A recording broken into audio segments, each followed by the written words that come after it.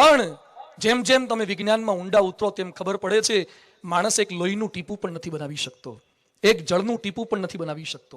બનાવો જળનું ટીપું. જો બની શકતું હોય તો વરસાદની રાહ કેમ જોવી પડે છે? જો લોહીનું ટીપું બની શકતું હોય તો શા માટે રક્તદાન યજ્ઞ કરવા પડે છે? આટલું વિજ્ઞાન આગળ વધ્યું છતાં પણ વિજ્ઞાનની પણ મર્યાદા છે. યુજીન નામનો અમેરિકાનો અવકાશ વિજ્ઞાની એપોલો 10 ની અંદર ચંદ્ર પર ગયો અને ચંદ્ર પર ગયા પછી એને પૃથ્વી જોઈ અને પછી શું બોલ્યો? સૃષ્ટિ જોતા બ્રહ્માંડનો કોઈ રચયિતા હોય એવું હું સંપૂર્ણ માનવા લાગ્યો છું. પૃથ્વી ફરે છે અને ડગમગે નહીં, તે વાત મને તર્ક જેવી લાગતી હતી, સમજણ બહારની લાગતી હતી, પણ પૃથ્વીને ઉપરથી જોયા પછી લાગે છે કે પૃથ્વી કોઈ અકસ્માત નથી, ભગવાને સમય લઈને વિચાર કરીને આખી સૃષ્ટિની રચના કરી છે. પછી પોતે બોલ્યો કે પૃથ્વીના સૌંદર્યને જોઈને હું ટેકનિકલ મટી ગયો છું અને હવે ફિલોસોફિકલ બની ગયો છું. હું ટેકનિકલ મટી ગયો છું, ફિલોસોફિકલ બની ગયો છું. વૈજ્ઞાનિકો જે ચંદ્ર પર જાય, વૈજ્ઞાનિકો જે ગ્રેવિટીની બહાર જાય, એ લોકોની અનુભૂતિ થાય છે. ઈસરો વાળા સેટેલાઇટ છોડતા પહેલા તિરુપતિ બાલાજીની માનતા માનવા ગયા હતા. ગુજરાત સમાચારમાં આર્ટિકલ આવ્યો હતો. ઈસરો વાળા સાયન્ટિસ્ટ લોકો, એ લોકો કેમ જાય છે? એ તો સાયન્સ ભણેલા છે, છતાં પણ ભગવાનમાં સંપૂર્ણ શ્રદ્ધા. અબ્દુલ કલામને બધા ઓળખે છે. કલામ સાહેબે 1979 ની અંદર INSAT 1, INSAT 2 satellite launching pad પર મૂક્યા હતા. કરોડોનો ખર્ચો થયો.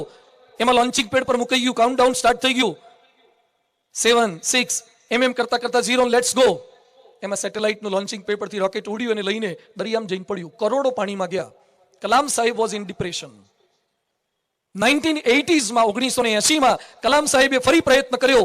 રોકેટ સેટેલાઇટ લોન્ચિંગ પેડ પર મુકાઈ ગયા છે. હવે કલામ સાહેબે શું કર્યું? ઓપરેટિંગ રૂમમાં બેઠા બેઠા કલામ સાહેબે હાથ જોડ્યા અને ગીતાનો શ્લોક બોલ્યા, કર્મણ્યવાધિકારસ્તે મા ફલેષુ કદાચન. મેં મારું કામ કરી લીધું છે, હવે એને સફળ કરવું કે ના કરવું એ ભગવાનની ઈચ્છા, હું ને મારી શ્રદ્ધા.